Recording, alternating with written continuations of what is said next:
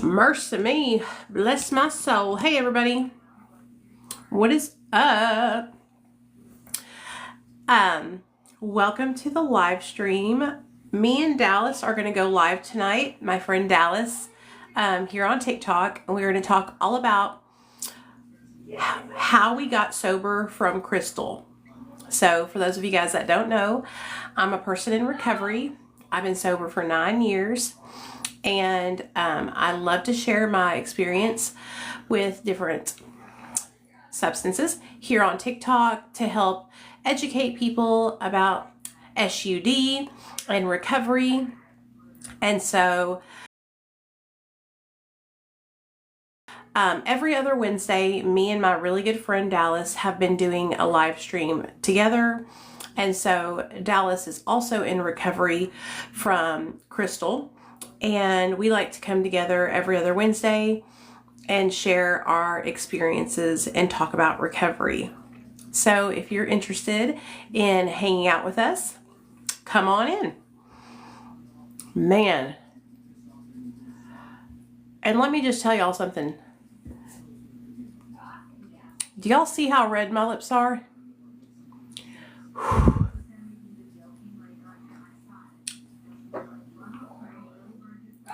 Nick's Duck Plump, don't play. Like, I'm over here feeling like I just ate a jalapeno pepper and rubbed it all over my lips.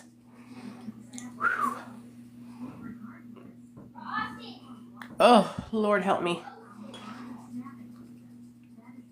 Whew. Congratulations on 5 years sober. Great job.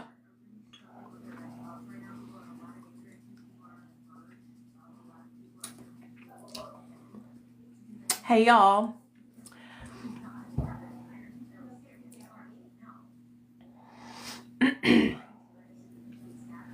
Whew, my lips are burning, y'all.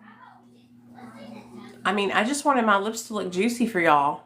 Hey, Courtney, what's up, girl? I did not want them to be burning. Whew, I'm going to have to wipe this off. Oh, my God.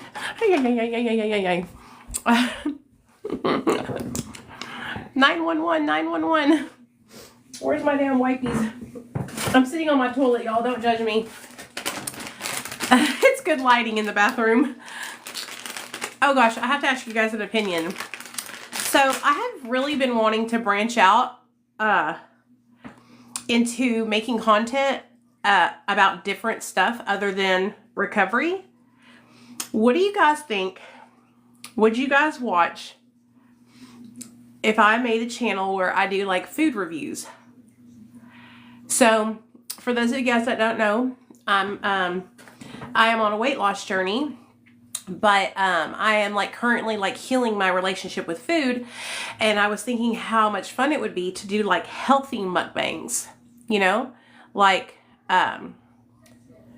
eating a steak, you know, and then maybe even while I'm eating it, talk about recovery. That could be interesting. Would I start a whole new account to do that? Oh, wow, that made my lips really pink. I don't know. But I've been thinking about it. Whoa. Lord of mercy. I just can't win for losing with the lip glosses tonight, can I, y'all? I do not want to look like I just, oh,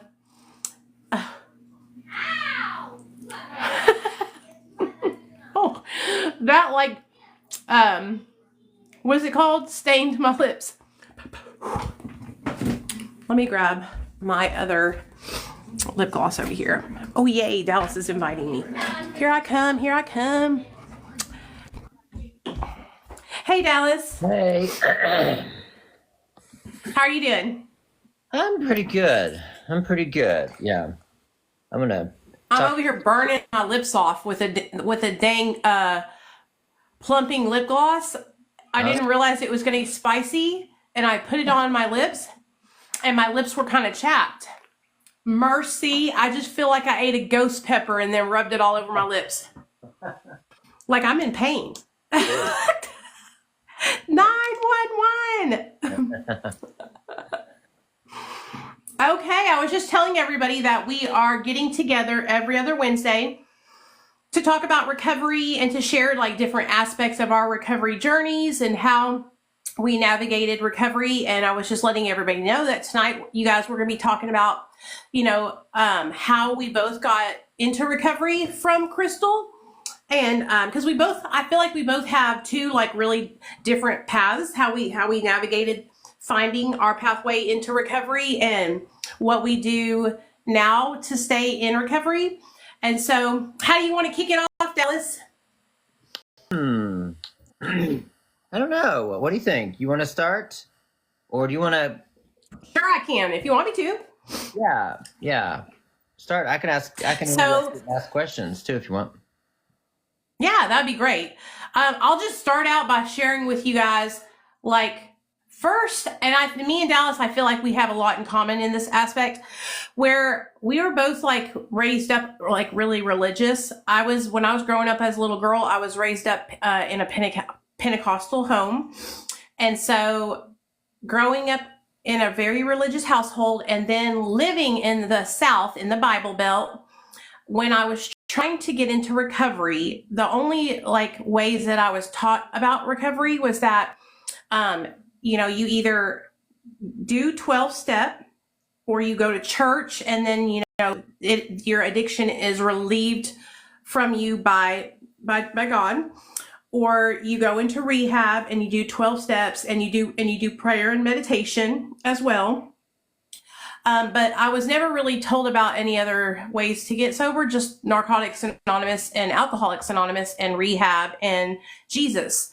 And so I was trying to do those ways, getting into recovery from multiple different things. I was addicted to crystal and 30s, bars, and Coca-Cola. And I was not able to get sober through that. And I thought there was something wrong with me because I kept trying over and over and over again, going in and out of rehab programs, and then coming out. And, I would stay sober for like maybe 6 months. But every time around that 6 or 9 month mark, I would fall back into my old behaviors. And so the way that finally helped me get into staying in recovery, you guys, was outside of the box style recovery, is like what I like to say, is I did go to a residential. I did go to detox, and I went into residential. And then when I graduated there, my husband had gone on medication assisted treatment, MAT. And I was completely free from everything for 30 days. And then I also decided to try MAT. And that is, in the long run, what really helped me obtain and maintain my recovery. And I still utilize it to this day.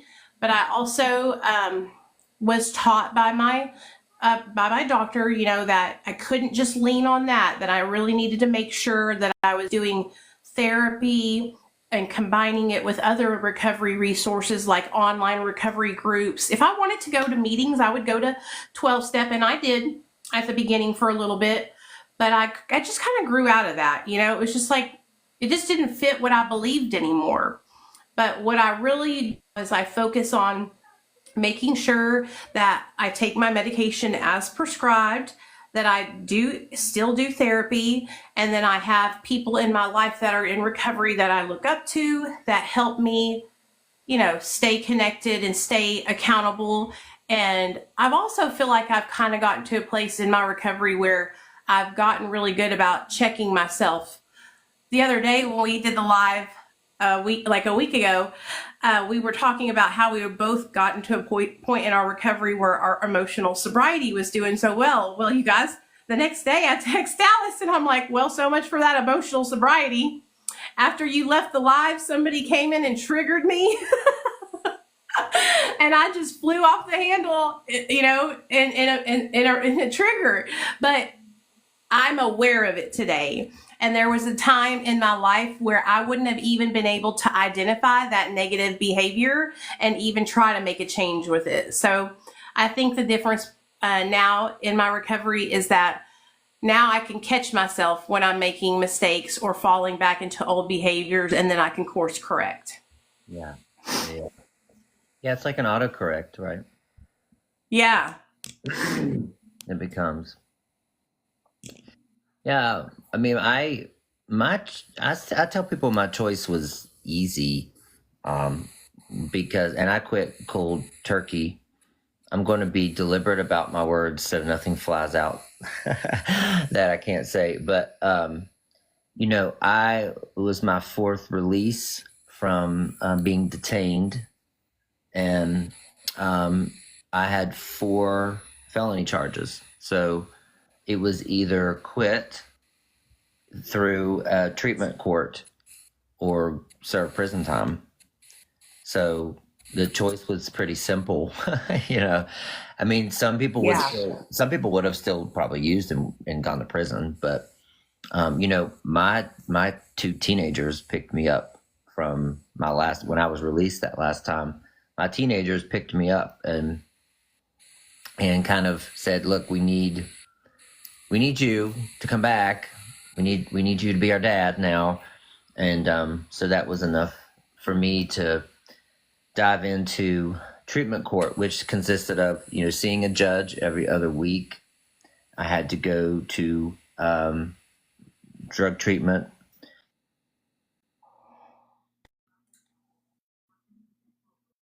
Okay, I was on. I had to see my probation officer every other week.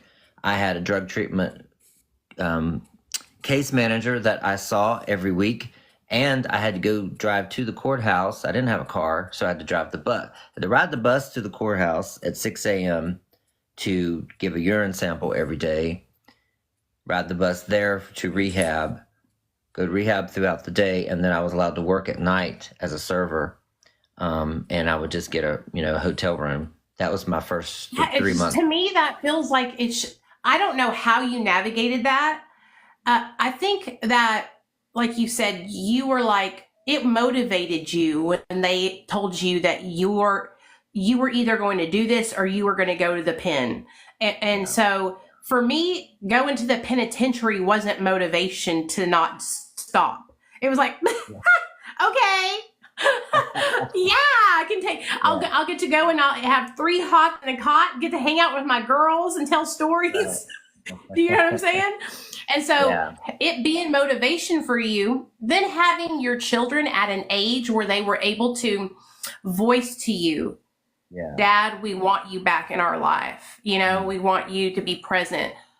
I think that if I had that, I think that would have been a huge motivator for me if I had a child that was of the age that could really voice how they felt to me about what I was putting them through. That's a huge motivator for change, I feel like. You know what I mean? But how were you able to navigate that court, I guess drug court system without getting caught up and falling back? Because I almost feel like they make it so hard on purpose. They do make it very hard. They want to weed out, the serious. They want to make sure you're serious about it. It was a full-time job, to be honest. Yeah. For me to have to jump through every single hoop was just, I would have to give the urine test, and then I would also get tested at drug treatment, and then my probation officer would randomly test me. So there were some weeks when I took 8 drug tests in a week. It's like there's no way around. Yeah. No way around it. But it actually became an addiction all in of itself for me. Like it was a dopamine high for me to start getting all these milestones, and then they were and you were like getting validated that you were actually like achieving and meeting like their requirements. You know what I mean? So then they put another stepping stone in front of you, and then you meet that requirement, and you're just like knocking them down, like pat, pat, pat, pat, pat. I know what you mean. Like I kind of get like that with certain things too. And so that's like a really healthy way, I feel like, to to categorize what you were going through, because other people would not do that. They would look at those things as a negative challenge. They would look at it as something that to actually push against and say, no, I'm not going to do what they're asking of me, and make their situation 10 times worse. Yeah. Yeah. Yeah, it was. But it motivated me. But the thing is that with these drug treatment courts, and I think a lot of drug treatment centers, they're not transitioning you from one, out into, because I was passing on my drug test, and I was abstinent, sober for a year and a half, and graduated. But then I go from that right back into the world, right back into my same environment. So, it was up to me to find a job, to really transition out, and transition and find ways to not go back to old habits. Because if you'd go through all that and then you put right back into the same environment in the same community, it's so easy to go back. So that's where I think they're missing a lot, is the transition from treatment back into your community. Yeah. Why don't you think they do? Do you think they just don't have resources to help people with transitioning, or is it just a lack of understanding or education on how to help people transition? I think that there were so many people involved, right? It wasn't organized enough. So there were so many case managers and so many people helping me. That was the hard part. Like I said, it was a full-time job to keep up with who was doing what. I think that there were people that were supposed to be helping me find a job and different things like that. Now, they did forgive, they dropped all my charges, and then they did pay for them to be expunged. So there was that part. So that part helped transition, because then I had a clear record. But it was still up to me to kind of, go back into the world. But I would say after I went through all that, I got a car, a job, we got a house, everything leveled out, right? The kids and I were both living back together. Everything was leveling out. I graduated, my charges were forgiven. And that's when I wanted to use, because it was like, really? Yeah. Because the heat was off you. Yeah. I was bored again. And I walked up to, I walked in the kitchen, and there's like dirty dishes in the sink and stuff. And I was like, this mundane, boring life, there's no dopamine here. This is what I escaped from the first time. And that's when I realized I was also addicted to chaos and addicted to an escape from boring life, And that was my decision point. That was the real time. I think that was really when my recovery started, because there wasn't a rock and a hard place type decision for me, because I could have used at that point. But yeah. I decided. I got a comment the other day, and I responded to it with a video, and the guy had said, it's just so boring being sober from crystal. Like, I don't have any excitement in my life anymore. Yeah. And I remember feeling just like that. I honestly, I felt like that probably for like 7 years of my recovery. And I hate to even be honest about that, because I feel like I'm not ever trying to discourage y'all, just so everybody knows. I'm never trying to discourage you from continuing your recovery journey. But I wasn't feeling my time in those 7 years of recovery. I wasn't doing things that were helping me have like a good quality of life. I was actually working against myself, by becoming overeating and gaining 100 pounds and becoming extra depressed. And so when they commented that, it's so boring, I was like, oh my gosh, I know exactly how they feel. How can we help that are going through that and feeling like this regular life is just boring? Yeah. How can we help them understand that it's not that it's boring. It's just that we have to learn how to fill our time with things that stimulate us in a healthy way, and that we're so used to stimulating ourselves with, well, crystal and other things that go with it, that we become addicted to that chaotic life of up and down and crazy dates and all night parties and trading partners and running into the Walmart and boosting and who can get the most people to go to the Walgreens and use their ID to get the stuff we need to boof, stuff that we would do in our chaotic lives. How do we help people understand that you can have so much fulfillment in your recovery life?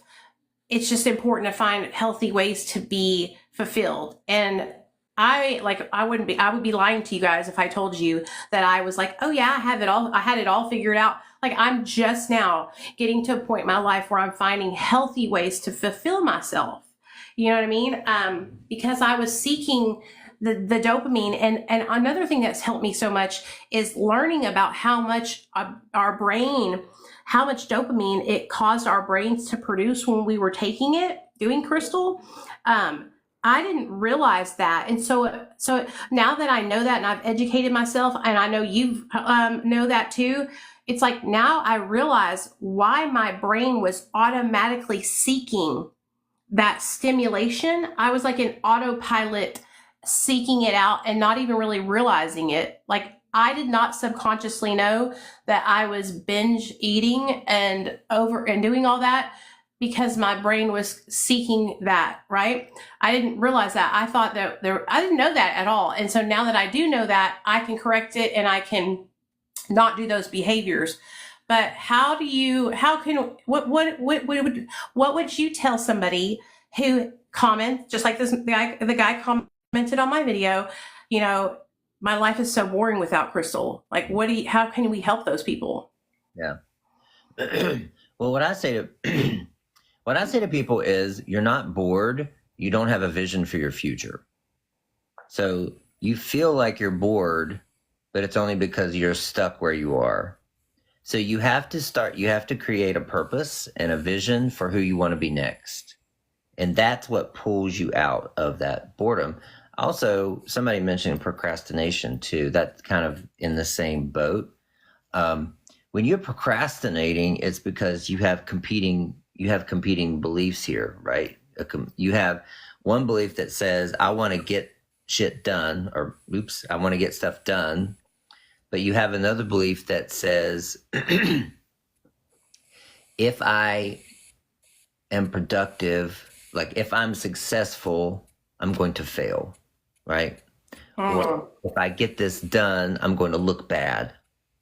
And so when you have two competing beliefs like that, it's like a gas and a brake and being pressed at the same time, right? And so, but anyway, back to the boredom, and that's because, just like with me walking up to the kitchen sink with the dirty dishes and I felt bored, it's because I'm right back to where I started before I started using, and I didn't have an idea of who I wanted to be next, and I didn't have an idea of how I wanted to show up as a sober person.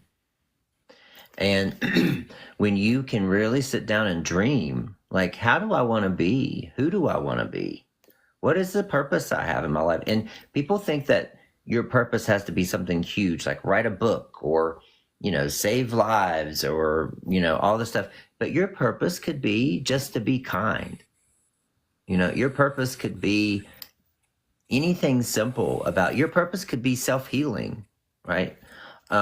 Your purpose could be to not be bored, whatever it is. But you have to know where you're going in order to move forward. Like, you can't move forward without knowing where you're going, right? So if you don't have a vision for your future, then you're just going to be stagnant there. And I think that's what happens too. I mean, yes, there's the dopamine low and all that. Yeah. There's people that write to me too. They've been without it for a year, and they're like, intimacy is boring and life is boring and everything is dull. Yes, that's because the dopamine is gone. All the, your body's trying to find a balance, and your body's experienced life on crystal, and it's up here, and now you're down here. You're actually not bored. You're actually normal now. You're actually at baseline, right? So it might feel that way, but in order to move past that, you also have to start finding the dopamine in the little things, like in the way the squirrel is eating the nut outside, in the way the sunlight comes in from the window. You have to start finding your dopamine hits from the small little things, and then that way you become a lot more mindful, and you're not looking for the big giant dopamine hits to make you feel like you're not bored anymore too. Yeah. I always, what I would say is that we have an expectation, right? And our expectation is stuck back at crystal expectation, which is crystal energy, crystal intimacy, crystal anything. It's like up here, And so now that we're normal and we're right in the middle, right? We think, well, my energy level isn't where it used to be, so there must be something wrong with me. My intimacy with my partner isn't out of control, wild, and I'm not doing back handsprings, bedroom. And now what am I going to do because it's not right? Is there something wrong with me? And so I always try to let people know that your expectations versus reality is skewed, and that you need to bring your expectation back down to normal expectations. And that I also have to remind myself of this, like, I feel like if you've ever used crystal in your life, then you guys can understand what we're talking about. If you've ever done that, then exactly, it's like seeing life through a different lens when you experience that. And so for a lot of people, when they come back into the normal lens of life, like we said, it can feel like it's boring, and that they're not doing, like, they're not fulfilling themselves. But like finding things, like you were saying, to fulfill yourself that are positive things, that are healthy things, that are like, one thing that I'm like really proud of, and that's a purpose for me, is like being a present mom and wife to my husband. And so I'm like kind of an old school relationship girl. I am, me and my husband have been together since 2012. I believe in him being the head of the household. I love the fact that I can work from home and he can work outside of the home, and I take care of the things like cleaning and dishes and laundry and dinner, like traditional, I guess you guys would say like trad wife, but I'm not really a trad wife. I just work remote. I wish that I was like a trad wife and didn't have to work at all. That would be amazing. Well, no, I don't know if it would be amazing. I would probably be so bored, but I would find something to do. But anyway, that's like a purpose for me, is being a good wife to my husband and helping him in his life and in his recovery journey, and making sure that I'm dialed in and connected with my son. When I pick my little boy up from school every day, you guys, I'll ask him, like, how was your day? And then we're in the car on the way back home. I always say, so what's the tea? What happened at school today? And it's such a great little relationship that me and my son have established, because he tells me all the juicy goss that's going on in the 5th grade. And I want him to tell me these things and not be like, one, worried that I'm going to be mad or upset, 2, not trust me to share the information with me. And so I've really made that a huge focus of my recovery journey, as being, a part of a good connection with my son and a strong supporter for my husband. And so, just like you were saying, Dallas, I would love to write a book. That's something that I would like to achieve in the future one day.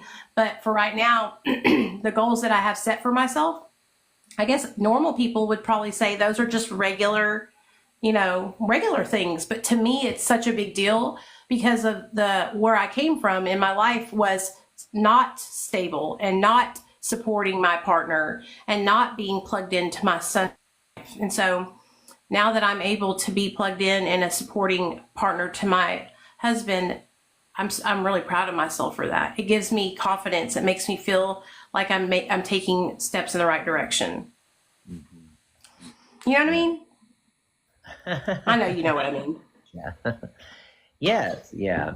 Yeah. It's kind of like, I think about the Garden of Eden, when Adam and Eve ate of the tree of knowledge, it's like they were living in their life just fine without any knowledge of good and evil. And then when they tasted of the tree, there was no turning back. And that's kind of what it feels like when you've experienced the crystal world. Yeah. It's like you've now you've tasted the other side. And so you look around and you see all these normies just going to work and going up and down the street and talking about the weather and the news. And you're like, don't you know what it's like? There's this tree of knowledge over here and it's called, crystal. And it's hard to, sometimes it's hard to transition back into just having like normal conversations and normal experiences and a baseline life. It's a difficult transition back, but you have to say goodbye to it. You have to know that it's there. And the thing is that if you just give life beyond it a chance and do the work, right? When you start doing the work of recovery and you start healing, then you start experiencing dopamine highs that are natural. And they feel so much better than anything that you experienced on crystal meth. We see you, Ashley. Just so you guys know, I wanted to shout this out really quick while we're here. Dallas actually does recovery coaching. He has his own recovery coaching business. And he also has so you can schedule a consultation with him. He also has tons of free resources, which this is why I'm such a big, I like to promote him and lift him up here on my channel, because he's providing a service, that if you want to pay him for that service, you can, but he also has filled a gap for people who maybe can't afford to pay for that service. And so if you go to his account, and click underneath his name, you have your links and everything there, right, Dallas? Yeah. If you go to my profile, the link takes you to I have a free 30-day course. Video modules, journal prompts, guided meditations. It's a lot of work that I put in there. It's huge, and it's for free, y'all. And so I just to me is such a wonderful resource and such a huge thing to provide for people, because it takes time, money, and resources to put together those resources for y'all. It's not something that was just half done. It's very thought out, and it's all professional. You just got to check it out. When you go to his bio, click the link, you'll see what I'm talking about. Okay. It's all mapped out for you. But if you guys need somebody to help you on your journey in recovery, go click it, go check out Dallas's services that he provides. I wouldn't even come on here and push him up if I didn't think it was 100% something that y'all could benefit from. And I'm always going to point y'all in the right direction to people like Dallas, who I know who are providing amazing services to help others. And so go ahead. Thank you. Yeah, I was going to say, client-wise, I'm on a wait list until the end of January right now, by the way. Oh, wow. See, that's amazing. That makes me so happy to hear that, because you guys, coaching is it's a big commitment to take people on as your clients. So hearing that you have a wait list tells me that you're spacing out your clients because you know the workload that you can handle. So that way you're not getting yourself overwhelmed, and you're able to provide those clients with the best treatment and help and support and resources that you can. I see so many people who will try to take on a lot of people, and then what ends up happening is their clients get lost in the sauce. They get ignored. They don't get their messages returned, or they miss their appointments, their coach doesn't show up to their appointment, and just stuff like that. And so, yeah, that's freaking amazing. I'm really happy for you. Yeah, thank you. But yeah, And thank you. Hold on, just the addictions. Oh, that's Matt. Thank you, Matt, for sharing the live. We love you. That's my friend Matt from Facebook. He has a group called the Addiction Support Group. oh yeah, And thank you for liking the live, man. Thank you for supporting us, Matt. We love you, man. I need to add you into his group. You would love him. He's in New York. He's also a man that loves men. And so y'all get along really good. Yeah. Oh, I think I think I might know him then. Is he young guy? Yes, yeah. Yeah. I know. Yeah. We've chatted. And thank you, Amy, for liking the live. Thank you, everybody that's commenting and telling me that you've gone over to Dallas's page and followed him. We really appreciate y'all's support, and we're going to try to do these. Like I said, every other Wednesday, we're going to come on and we're going to do this split screen just like we have. And if you guys have any questions while we're just chatting back and forth with each other, just drop your questions down in the comment section. If I see one, I'll shout it out. And if Dallas sees any on his side, he'll shout them out, and we'll try to get those questions answered for you. But we're really proud of all y'all's recovery journeys. And if you're not in recovery and you're struggling, that's okay. You're welcome here. If you're somebody who is, maybe you're still using and you are making small changes like cutting back and titrating down, we are still here to support you. So we're proud of you for making changes in your life, and just keep pushing forward. Excuse me. Okay, sorry, I went on a little tangent there. I like this conversation that we're having. Okay, I knew we would get a question. So Amy says, was going to Casey Law, my son, who is in, I don't know if I can say that on here, psychosis. And my fiance said, wait until he's ready for help. Do you know what the Casey Law is? Is that a law where you have your loved one committed? I think so. Yeah. What is your opinion on people who are in, hallucinations? And do you think it's a good idea to have them committed against their will? Or do you think it's better off to wait until they come out of that? What's your opinion? Well, like anything else, you have to know more information, right? Mm-hmm. We have to know how bad the psychosis is, because some people observe psychosis and think it's a lot worse than it is sometimes. But if the person is, then yeah. The thing is that the only thing that's going to get them out of that sometimes is a forced detox. So you do have to have them kind of committed. But the thing is that forcing them to detox doesn't mean they're going to just wake up and be like, oh, I think I'm going to get better. I mean, a lot of things will go back. That's the hard part. That's the hard part when you're a family member, right? To know what is the right thing to do. But I say keep taking them back, because who knows? The next time could be the time that they do say, okay, I'm finished, right? The new crystal that's out there is called super crystal. That's all I can say. But it's 99.9% pure. It's made in labs now, and it is putting. I deal with men 25 and under whose brains aren't fully developed yet are going into psychosis much harder and much deeper and faster than ever before on it. And it's also causing long-term psychosis. And so there's a lot of that happening right now. And so depending on, did she say it was her son? Yes, it's her son. Yeah, I would have him. I mean, I would try to force him to get, detoxed or something to get him out of it. But, yeah, and then just hope that he decides to make a decision.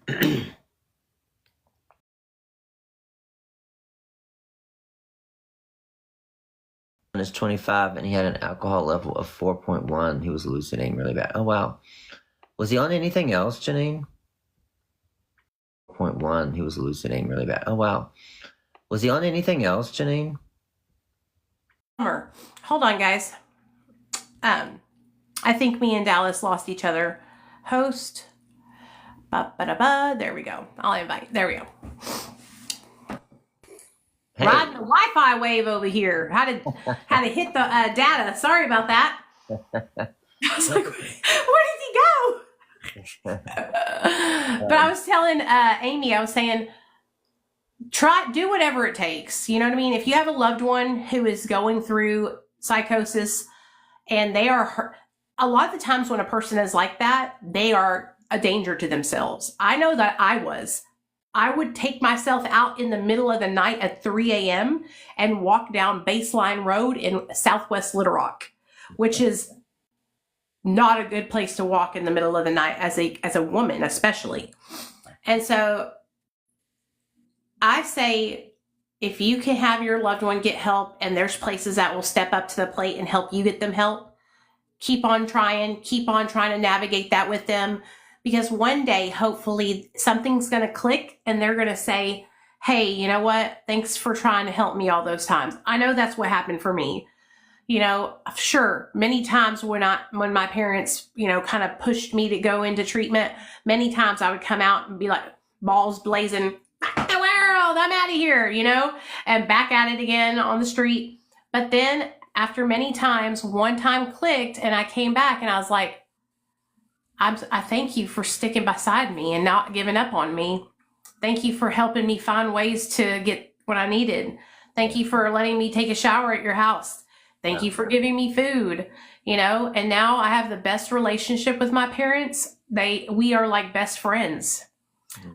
So don't give up on your kids. That's what I would say. Don't give up on your kids. I know it can be really stressful. Set healthy boundaries, keep yourself safe, and do the best you can to keep yourself safe and them safe as well. Yeah. You know what I mean? Yeah. Yeah, that's all you can do. For sure. Oh, I know. Everybody's talking about, we need an MAT for Crystal, you guys, is what we need. And me and Dallas have talked about this on his podcast, and we also talked about it in previous lives, like a treatment to help people that struggle with Crystal. And well, there's so many, like there's medication to help people with you know, drinking. There's medication to help people with M30s with you know, pain meds. And now we need a medicine to help people with stimulant use. So bad. I think that if something like that could be developed, and it could be like a program where people go to the doctor, they take their meds as prescribed, and they combined it with therapy and then supportive recovery services, it'd be just like what I'm going through with my MAT. Because I'm telling you, MAT has helped me so much. I was in and out, always relapsing chronically. Chronic relapsers, what they called me. And they would say, oh, she's never going to get it. She just can't, it's a lost cause with that one, you know? And so, and now I'm a regular person, you know? And so I have my whole life back. So I wish that they would come out or create something to help people that have stimulant use disorder. That will be amazing.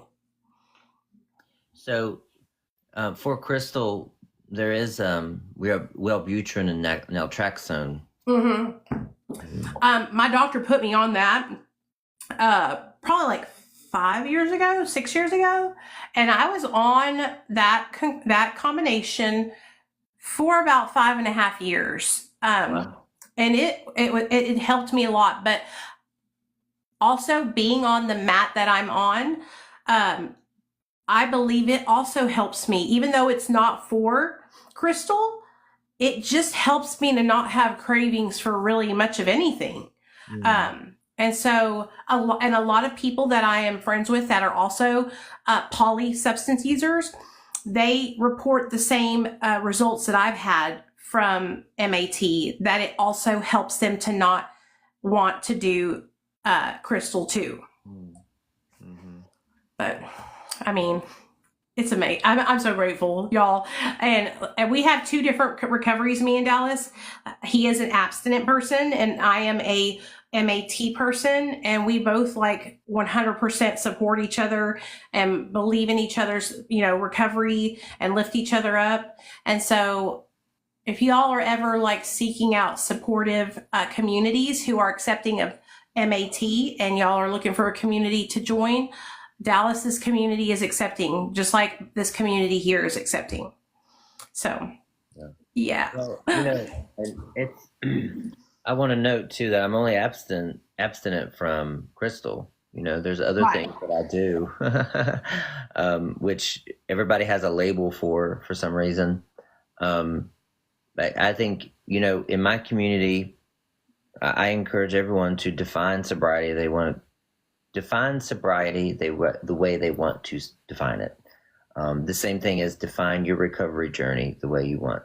I think recovery begins when you decide in your heart that you want to stop, and it doesn't end. It doesn't start and stop every time you have a use episode. It does. You don't have to start your days over. Nobody makes the rules here. But they try to, honey. There's no God of recovery, right? Who is passing down 10 commandments. We make our own rules as long as we. The thing about recovery for me is empowering yourself. That's the important part. Is you try all the routes and you can cherry pick from all the routes and you step into your power and decide this works for me, this doesn't work for me. And you create your own package. That's preparing you not only for successful recovery, but it's also preparing you for a successful life and to reach your full potential, because you start to question, you start to analyze, you have to decide for yourself. You understand that there can be two truths. This worked for you, that's your truth. This works for me, that's my truth. That's an expanded mind. That's not a sheep following along to say, oh, well, he said that's what he did and he followed that book, so that must be what my only option, and it isn't. Oh gosh, I had a commenter the other day. So back in 2021, I was traveling on an airplane to California, and I'm always very transparent with my audience about anything that I do or partake in, because I just feel like because I'm talking about recovery that's something I should do. I don't know. Maybe I don't have to do that, but I do. But I had went on an airplane and I was having a panic attack. Like I was freaking out. The little lady beside me said, "I'm going to order you Crown and Coke, honey." And I was like, "Yes, ma'am." And so she did. And I had that one little Crown and Coke. It's probably about that big on an airplane, And I went from being agitated, red in the face, heart pumping out of my chest, to being able to sit in the chair, breathe, and enjoy the rest of the flight without jumping out of my skin. I thought I was going to claw the door open and jump into the air off that airplane. Yeah. And I was talking about this, and I had a comment that said, "Well, wouldn't you count that as a relapse?" And I was like, a what? No. Why would I? To me, I was just like, it took me back to like, I've gotten so far away from like believing things like if I have a drink, it will lead me back to crystal, because that's what you're conditioned to believe in a lot of other programs, that if you have one drink on an airplane, that you will end up at the crystal dealer's house. Yep. Or if you take medication as prescribed, it will lead you back to your DOC. Like just the wildest stuff. And so to me, I would only ever say or constitute something as a relapse if I was intending to get messed up on whatever I was partaking in. And that's the only time I would ever even say that I had a relapse or a lapse, is if I was like purposely trying to get out of my mind to escape whatever situation I was in. You know what I mean? But there's some people who truly believe that they should have to take away all their time. Like, you couldn't pry my 9 years out of my cold, dead, crusty hand, y'all. I'm so proud of my little recovery time because it's a big deal to me. And so, what is your opinion on that? Would you start your time over if you had a glass of wine at holiday dinner? No, I mean, I wouldn't. The thing is that I guess the 12 steps wants to make it as easy as possible, knowing that everybody is a different story and different context, right? So I guess it's just easy to say nothing, right? But there are men that I work with who can drink wine. I drink wine. They can drink whatever. It does not make them want to use crystal. There are some men who drink and it makes them want to use. Right. Right? Those are the men that can't drink. So why am I going to tell somebody else you can't enjoy wine when it doesn't trigger them to use? And it never has. Same for me. Alcohol has never once ever led to, and the whole time I was doing crystal, I never had a drink. Yeah. It just didn't go together. At all. There was times in my life when I was younger where drinking was a part of it. And it was before I was 21. Because I was like, I had a fake ID because I worked at the revenue office and I made myself a fake ID. And I would go into the clubs and you guys, I was such a hot mess express. Like, I would pick up people's leftover drinks off of their tables. Oh, wow. But I was a kid. I was like not even 21 or about just turned 21. And so it was still alluring and like fun and challenging and a party to do that, right? Once I graduated to other things, then I was like, yeah, no, I'm good. And so I believe that knowing yourself is so important in your recovery journey.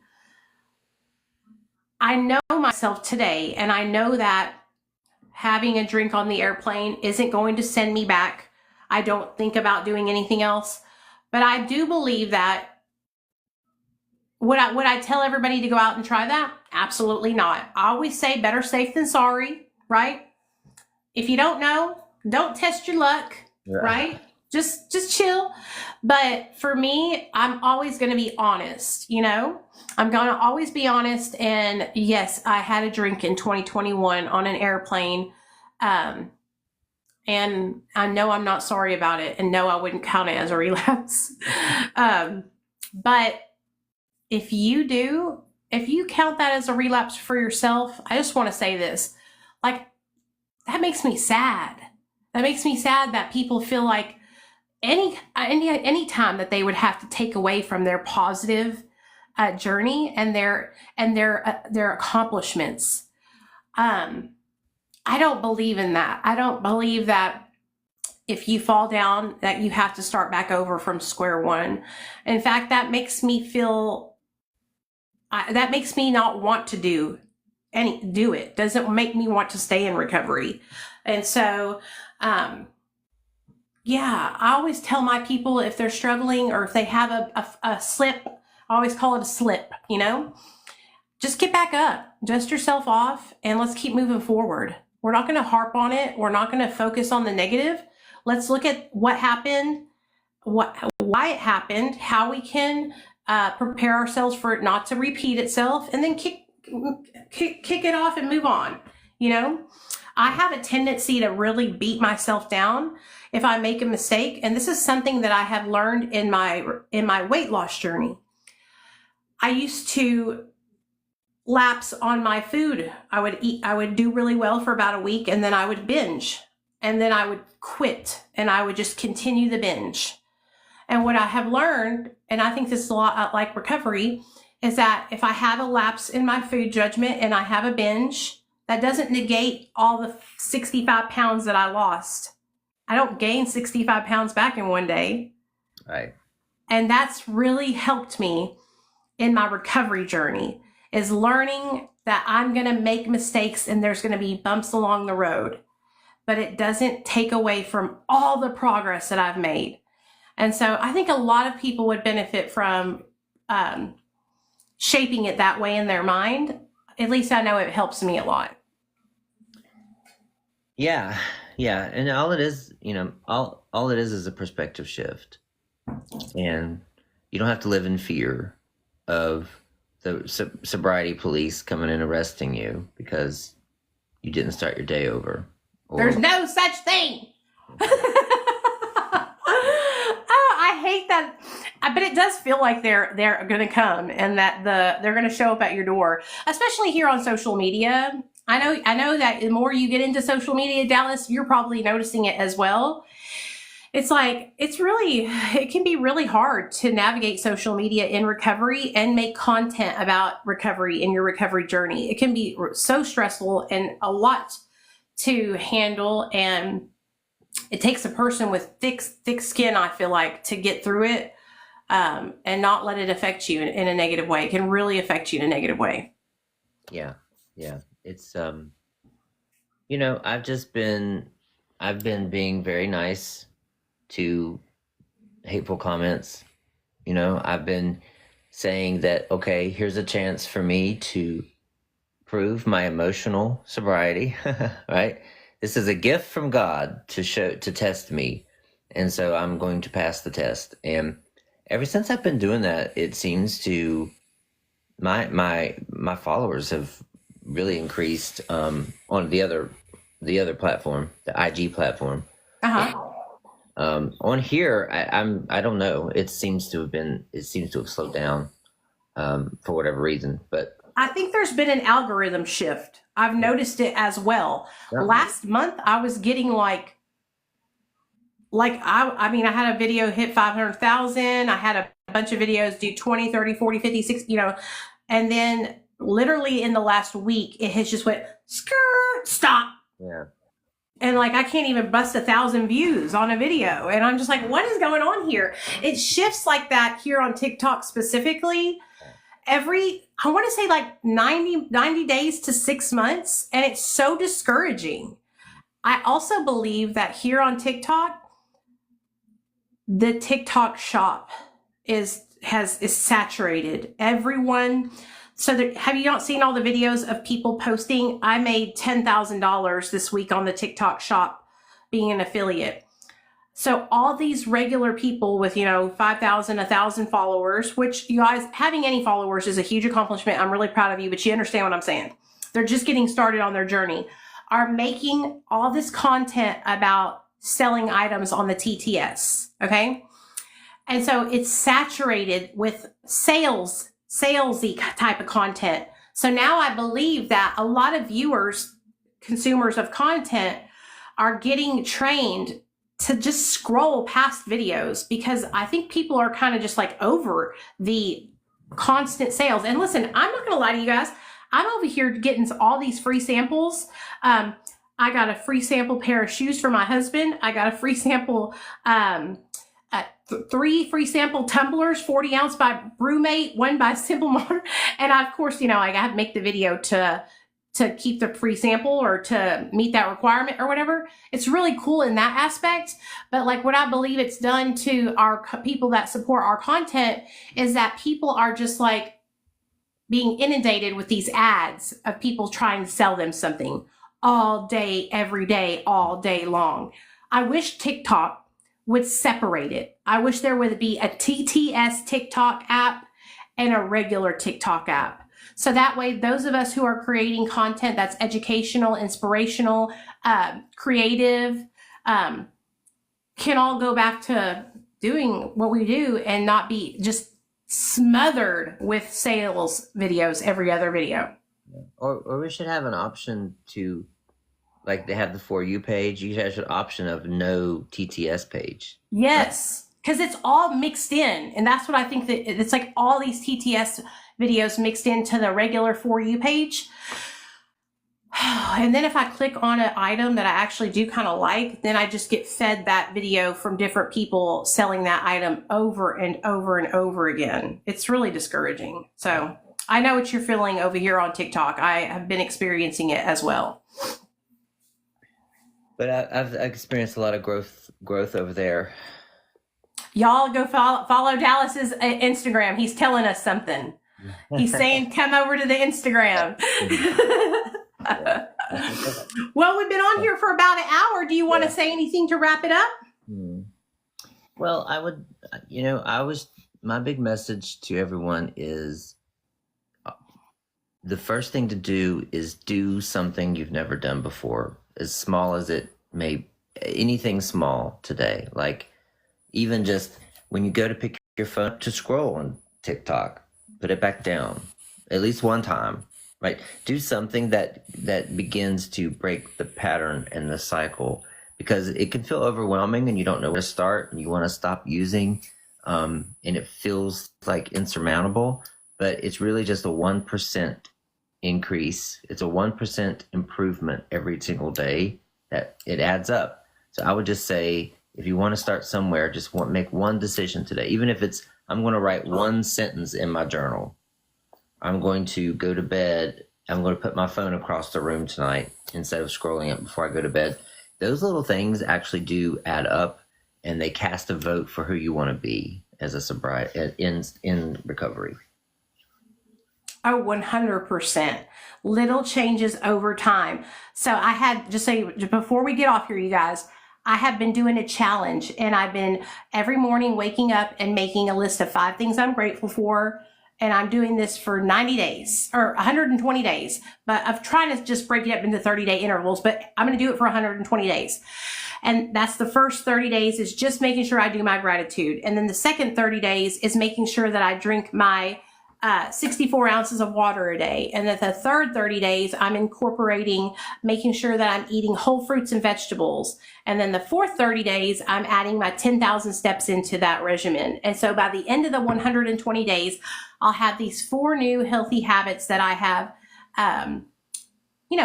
put into my life over 30-day increments. Because for me, like if I try to add too many things in, like every week or even bi-weekly, I just can't stick with it.